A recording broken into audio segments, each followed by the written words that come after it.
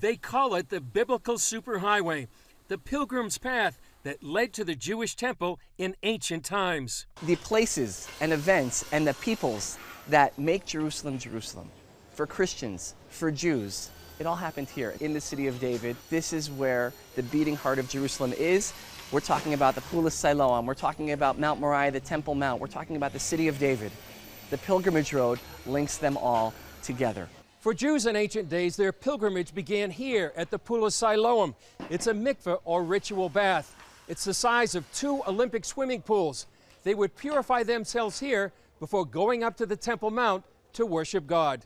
The historian Josephus says that 2,000 years ago, on the pilgrimage festivals, there would have been more than 2 million people going up on pilgrimage. That's a lot of people who need to bathe. The pool is also where Jesus healed the blind man, as recounted in the book of John.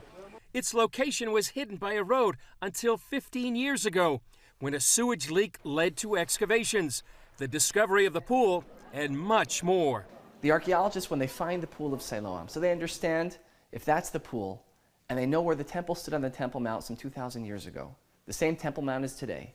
Zev Orenstein with the City of David Foundation says archaeologists wondered how the pilgrims traveled from the pool to the Temple Mount. So the archaeologists widened the excavation, and we are standing on the very answer to that question. We are standing atop the ancient pilgrimage road. These are the stones that Jesus would have walked on his way up to the temple.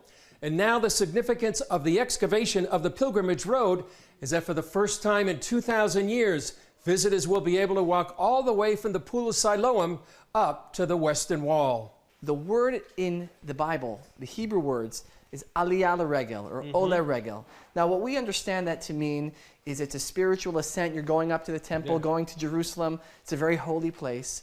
But Chris, when you're in the place where the Bible happened, the words of the Bible come to life.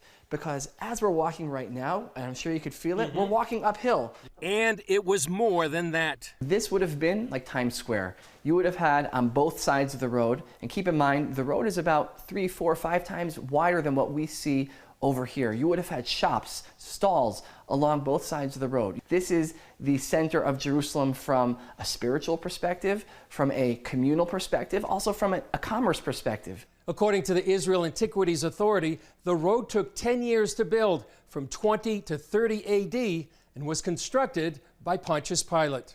One of the major issues of Jerusalem is that it's a living city.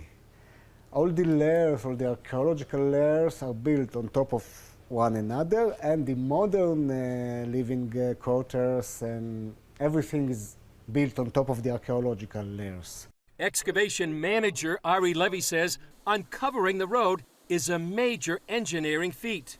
We have modern neighborhood just above our heads, and we don't want it to collapse. After each meter that we take out, each meter of soil, we enter an arch-like construction like this.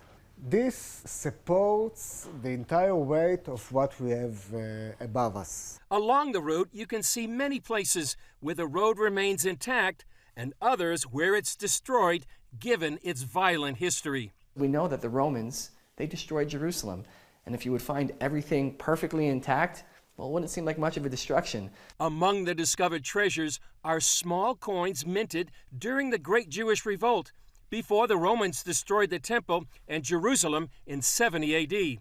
Scholars often wonder why the Jews made worthless coins instead of weapons. Orenstein has the answer. Jews of Jerusalem understood that the Romans were likely going to destroy the city, but they also believed that one day in the future, their descendants would return and find these coins, and they would know what their ancestors lived and died for a free Jerusalem.